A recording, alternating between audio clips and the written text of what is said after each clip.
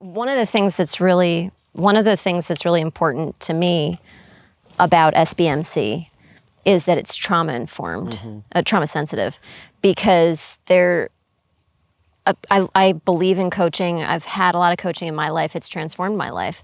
And a lot of the coaching out there isn't trauma sensitive. And so many people have experienced trauma in their lives.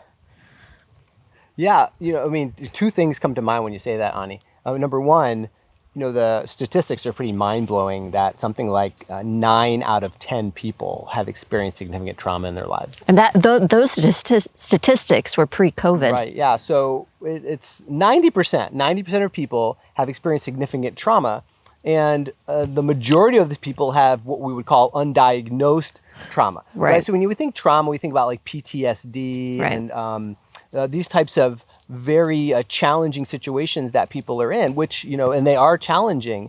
And also there's everyone else in the world has experienced significant trauma that is undiagnosed, but still driving our choices and our behaviors in ways that we don't realize. I think that's the important thing, because we can kind of assume that anybody, our friends, our colleagues, our clients have experienced trauma. And sometimes we wonder, why does somebody do this or that thing? Or why aren't they just going for the thing they say they want to go for? They say they want it. Why aren't they doing it?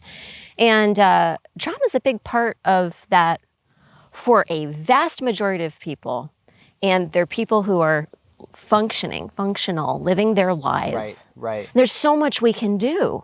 Yeah, and that's really at the root at being trauma informed. It's to make an assumption that everyone has experienced trauma. So instead of trying to treat people who experience trauma differently than people who haven't, we realize that only 10% of people, maybe not even 10% at this point anymore, have not experienced trauma.